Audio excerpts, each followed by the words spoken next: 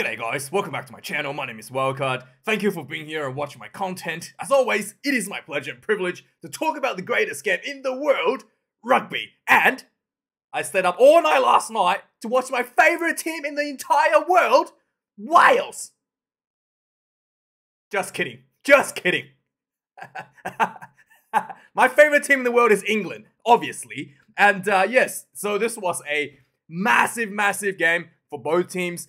England came out a kind of easy week against Italy, albeit wasn't a very wasn't the most impressive performance against Italy. And this game, England really wanted to kind of pull the hammer down against the arch rivals, against the Welsh. And Wales came off a 1-point loss last week against Scotland at home, feeling a bit bitter. And it was kind of like the question, was that last week? A bit of a miracle. Was last week because Scotland was just, fell asleep in the second half?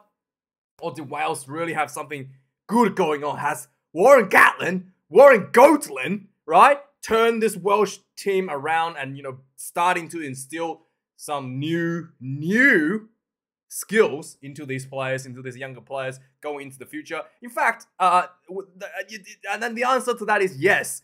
Warren Gatland is building a lot of new skills in these Welsh players that really haven't seen before, to be honest. I can't even remember if these players play like this whilst under Gatland, prior to in 2019, because there are some skills that was on display here was very All Blacks like, something that I guess not All Blacks like, but very New Zealand like, a New Zealand style of rugby.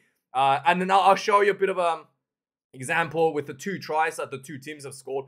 Very different style in their attack. England, it's all about the power game, getting that big bat forwards like Ben Earl to jam down into your defensive line and then drawing the defenders in and then try to spread the ball wide and by scoring out wide. That's the England strategy. Whereas the Welsh was a little bit more clever. There was a lot more follow up to kind of interplay between the players, a little like the offload game that we saw a lot from the All Blacks or from the New Zealand teams.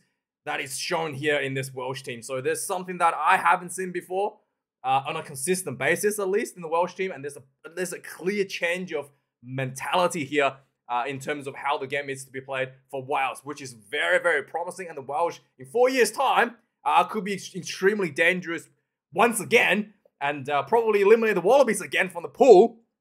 And we'll have to wait and see. But that is 4 years down the line. But let's have a look at what I'm talking about here in terms of the 2 styles in attack. So the first one is the Welsh. Let's try to get this zoomed in a little bit. This blurry screen grabs. So this is the try where the Welsh scored from, just in the 10, inside the English 10-meter line. And you can see that this was a line out. The ball went to, this guy was, this was Gareth Thomas, the prop.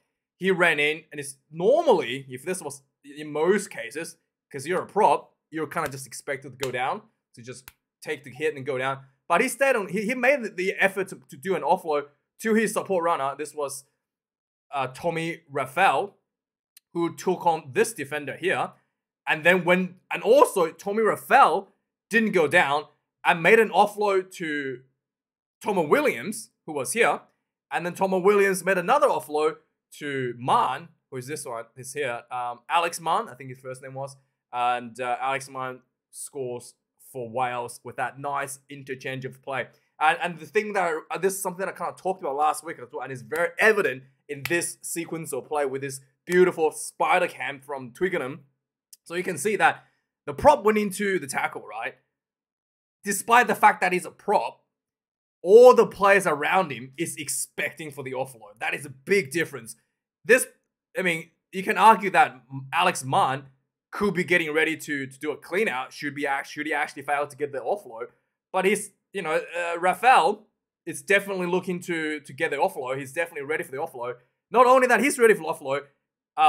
Thomas Williams is also running into the breakdown.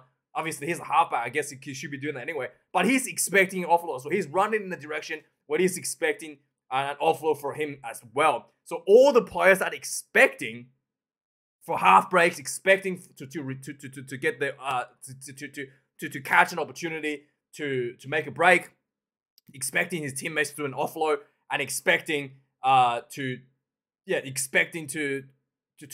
the ball to be alive, keeping the ball alive, which is the most important, I guess, the key words here for them. And it's something that the All Blacks like to keep the ball alive. And that's the Welsh is doing. They're expecting it. For England, this is the try that England scored. This was in fact, this was where the yellow card was issued to, I think it was, who was it? To one of the Welsh players for slapping the ball down for a deliberate knock on. But again, this was an England set piece. Very similar situation to the Welsh set piece. As I said, again, this was a Welsh line out, England line out. Very similar situation. In fact, England's in a much better position to score a try here. They're, inside the 22. As you can see, that the ball went out to the two duos. I think this was, I can't remember who this was. But anyway, so this is a forward taking up the ball. He's actually not passed the ball to this guy. He's actually passed the ball back here to this is actually a behind ball to this guy. So this is a set move. This is a decoy. But again, you can tell everybody knows that this guy, that nobody expecting this guy to make a break or make an offload. Because this runner, he's basically overran it a little bit. He's not even pretending to be getting an offload. He's actually just like belting straight into this channel here. As you can see that this one is Danny Kerr. He knows that he's not going to make a break. He's not expecting it. He's already running sideways. He's not running into to even expecting for an offload. In fact, there's a gap right here. If he had gone an offload, if he had gone into contact and to do an offload here, he could have gone through maybe here and getting tackled here. But again, and also this guy here, he's kind of like support runner behind him. Wasn't even contemplating there could be a half break. Already running sideways. This guy's running sideways. Already setting up for the next breakdown. Already aiming for this breakdown here, right? And that is the difference. That is something that I talk about in England. We saw a lot against, probably more prevalent against Italy. There were opportunities for England to just, the first ball runner, just belting through the defensive line. And they're just like looking around for support runners. And nobody is there. And this is why. Because England, nobody is expecting a half break. Nobody is trained, is taught by the coaching staff that something like this opportunity here is presenting itself with Danny Kerr. And he could have gone, just stayed up, if he just stayed in the fight, have a little bit of look around before he goes down, pop an inside ball to Danny Kerr. He could be going through a massive gap right here as well. That's an option. But the main difference is the mental thought process that went into this. Nobody in the England team is expecting a half break here. It's all set up. Everybody knows they wanted to jam the 12 channel and they're going for it. And then no one is even pretending there's another option that is right here in front of them where the 10 channel is, right? Where 9-10 channel is. Whereas the Welsh team, pretty much identical sort of situation.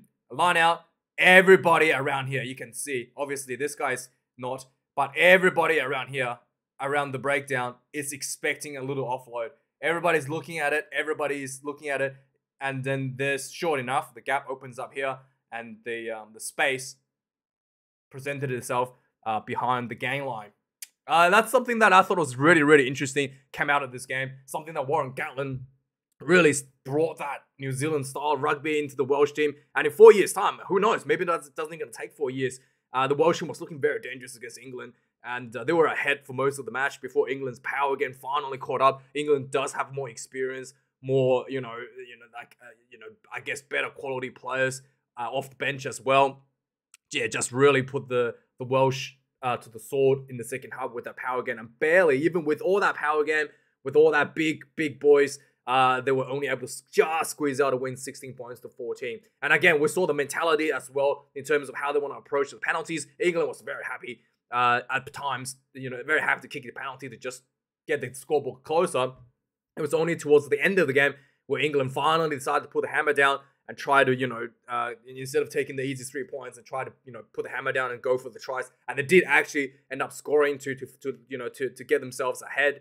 But again, England was very just happy to just kind of like, let's see what happens. And once again, the consistent issue with England, they were very, very poor at the start. I guess, they were very strong at the start, and then just went very, very poor I say they kind of just, it's almost like everybody has taken, drinking a massive bottle of sugar or ate a whole pack of, lollies or something, and had massive sugar rush, and then 2 yellow cards, and then somehow that was like a wake up call. They were able to score during 2 yellow cards when they were playing 13 against 15 somehow, with Ben Earls just being an absolute superhuman, and then England then just again once they kind of settled into that a bit, and then just really just kind of again just once they got that try, they just taking the foot off the pedal, allowing Wales to come back, settle into the game once again, and then all the way till about towards the end,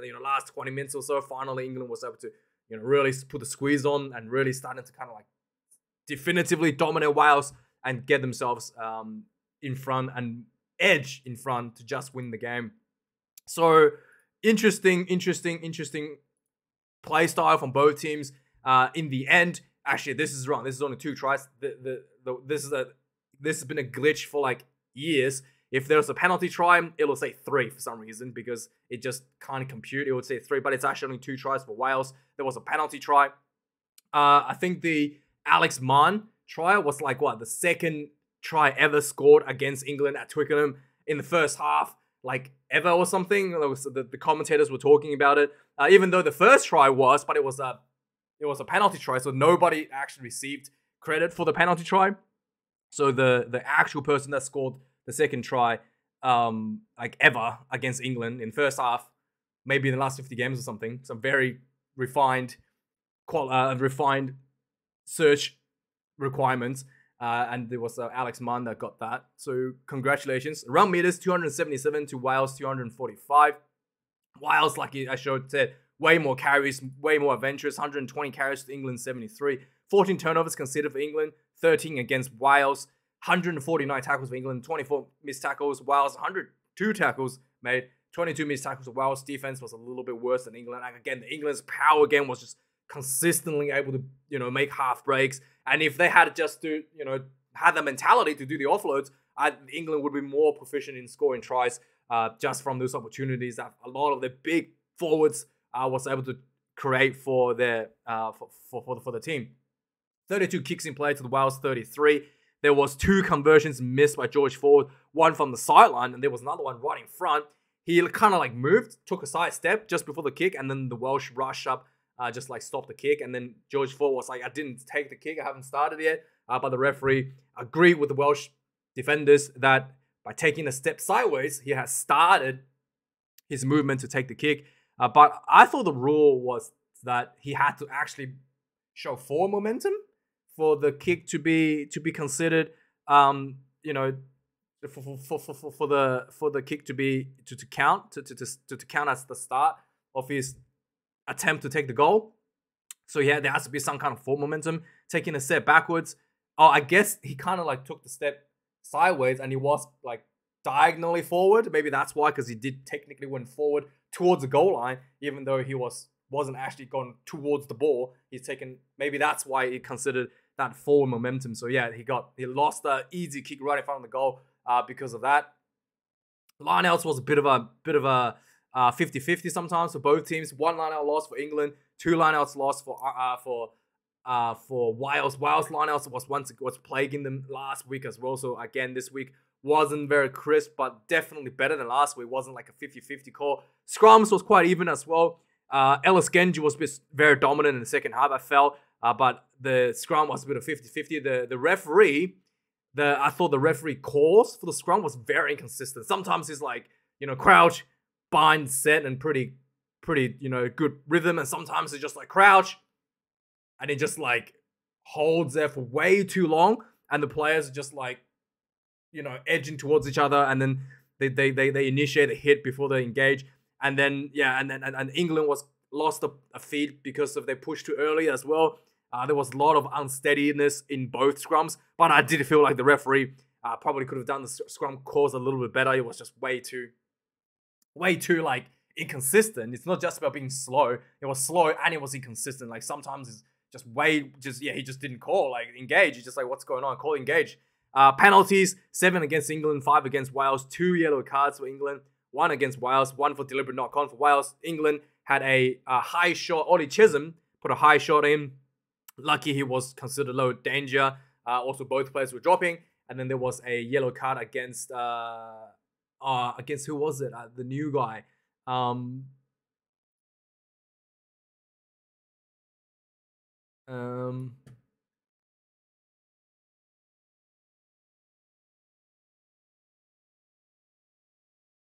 Who was it?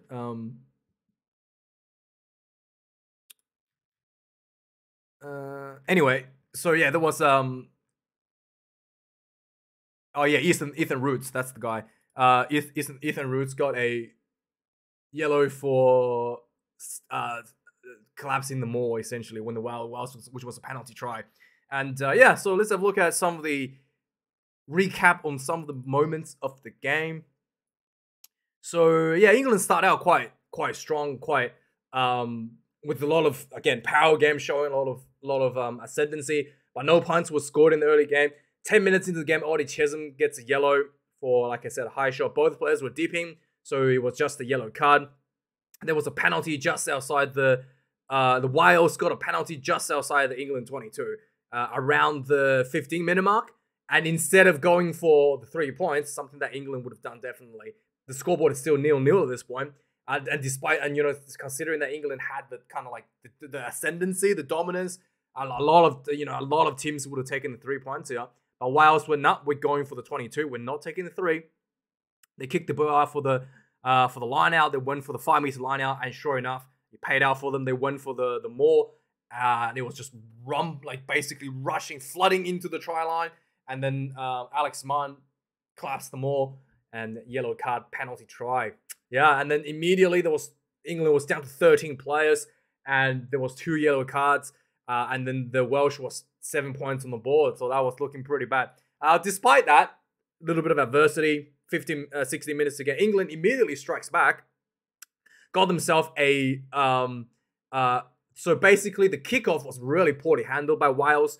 There was just a lot of fumbling the ball, and it was almost like the Welsh couldn't believe that. I mean, the youngsters looked like the nerves got them a little bit. It was almost like they couldn't believe that they were leading England at Twickenham 7 points to 0 after all that ordeal. The first 15 minutes was almost too good to be true, and surely enough, they start fumbling their own ball, passing the ball around between each other. Eventually, the ball was knocked on due to the England defense rushing into them just in front of their own goal line from the kickoff.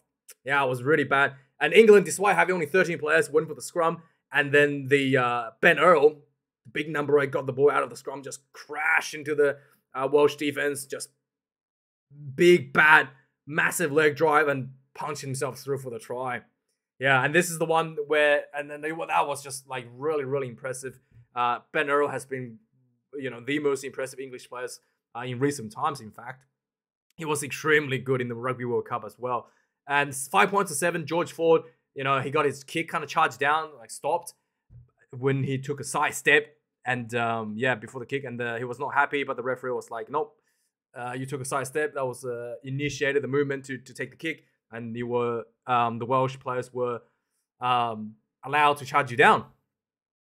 And the game kind of got a little bit sloppy before the end of the first half. 37 minutes in, there was this beautiful Welsh try that was set up. We saw, and I guess the first try in the first half against England at Twickenham, since for the last 50 years or something. I guess the second try, within against England. I think it was, anyway. And it was Alex Mann. Like I said, it was just, everybody was expecting offloads when the Lucet prop, what was his name? Gareth Thomas went in, and then he offloaded to Tommy Raphael. Raphael offloaded to Tom Williams, and then Tom Williams offloaded to Alex Mann, who went in a nice sequence of 40-meter run try. Very, very All Blacks-esque try, and Warren Gatland will be very happy to see that. Wales got themselves back up 14 points to 5 going into half time. Second half, immediately coming off the block, 7 minutes into the game, England got a penalty opportunity, and sure enough, despite being, 9 points behind, they were happy to just chip away the scoreboard, kick 3 points, which I thought, especially, could have probably applied a bit of pressure. Clearly, a very different mentality here. Kick 3 points, 8 points to 14. the again, 55 minutes in the game, Wales was showing a lot of again, able to shift the ball really well. A lot of linking passes between the players inside and outside, trying to find the space. Very New Zealand style of play being shown. Josh Adams almost got through down the wing because of this. They created a bit of a space, just interchangeable passes. Josh Adams got about 5 minutes short from the try line before the ball was before he tried to throw the ball back in field, and then was knocked on by Dyer. I could have scored that if Dyer had caught that ball. So England got out of jail there. There was a penalty against England in the scrum for hinging after this. 60 minutes into the game. Another penalty for England in the scrummaging, because the scrummaging has been very inconsistent. A short on penalty went straight for a full arm for the referee against Wales for early engagement. Finally, 60 minutes with 20 minutes left on the clock, England decided it's time to finally pull the trigger. This was an easily kickable 3 points. They went for the corner. They would go for the try. And they were, they went for the line out. They went for the maul. The maul was stopped by Wales, was really well defended. It doesn't matter. Alex Mitchell, the guy who has been lighting England attack line on fire a little bit just around the rocks, again, got the ball himself, just went for it. Got the forward momentum going for the England team. And then the England big forwards just like crashed the ball through 5 meters short again and again and again. And eventually the ball came out. Really quick hands to the wing. And Elliot Daly draw the last defender. Little pop pass to, what's his name? Dingwall? Is that his name? Yeah, Dingwall. Dingwall goes into the corner for the second try for England. And suddenly the scoreboard is 1 point behind, 13 points to 14. George Ford missed the kick from the sideline. It was a pretty poor kick as well. Someone who didn't look like missed a single kick in the World Cup. Missed that one, so England still 1 point behind. And then the pressure really started to build, and it's starting to show once again against Wales. Line out not clean, losing their own line outs. George Ford, 70 minutes, kicked a 50-22. A really huge kick as well. And it was a deep kick behind the Welsh defense, cover, the back line, the fullback coverage. And it went just about 10 meters short. So England had a line out. They went for the maul. The ball came out, crash ball. And like I said, I showed you a picture here. This was basically leading into it. They crashed the 10 channel, and then there was a deliberate knock-on by Grady, the Welsh centre. What's his name? Grady. Mason Grady, deliberate knock-on, got himself sent off. For the last 10 minutes, Wales had only 14 players to play with 10 minutes left in the game, so that was pretty bad. Once again, with that penalty, England was very happy to take the 3 and take the lead. It was right in front. Even though against 14 players, I guess you just take the safe option. Always take the safe option, I guess, if you're England. The George Ford ticks the scoreboard up 16 points to 14. Yeah, and then finally, in the dying minutes of the game, Wales had an opportunity to just around the halfway mark. And this is something that we haven't seen that much from England, successfully employed by England. But this something was very, very Springboks-esque. I did think that England did bring in one of the Springboks assistant coaches, I think. One of the Springboks assistant coaches is in the England camp. And the England just rushed defense on Welsh in the last 2 minutes or so, and was able to push the Welsh from just inside their own half, well back into the Welsh half. And the Wales ended up basically inside their own 22 due to the rush defense. They had to do the final minute of the game, final second. The Wales decided to roll the dice. Crossfield kick from inside their own 22 to outside their own 22. And for some reason, Rio Dyer did really well to recover this ball. And he bumped into George Ford in the air while George Ford was kind of standing there. And then he kind of got bumped out of the sideline. And then the TMO reviewed it, said that was okay. George Ford was just kind of standing on his ground. And Rio Dyer jumped into him, which I cannot agree. But I thought probably could have gone for a penalty as well there. But anyway, so it was just a line out for England. No penalty for Wales for taking a player out in the air. The England went for the line out, kicked the ball out, and that was the game. Yeah, let me know your thoughts on this game, guys. I think that was very, very promising for the Welsh going into something that Warren Gatland is definitely showing a lot of New Zealand style play, especially with young players. You can teach them new skills. You can teach them new mindsets, and that's exactly what the Warren Gatland is doing to this Welsh team, and with new skills and new mindset. being in the same pool with Wallabies at 2027 would be really, really difficult once again for the Wallabies to make it out of the pool in their own home World Cup, in my own home World Cup, in my backyard. And yeah, that's not looking good. Very concerning. Very, very concerning for me. Anyway, guys, thanks for watching. Like, comment, subscribe. For anybody who's watching, supports me financially, thank you so much. Patreons, YouTube channel members, and donations. And anyway, thanks for watching, guys. Have a good one. And I'll see you guys next week. Unless Italy somehow upsets Ireland. I'll see you next week for the news. Cheers.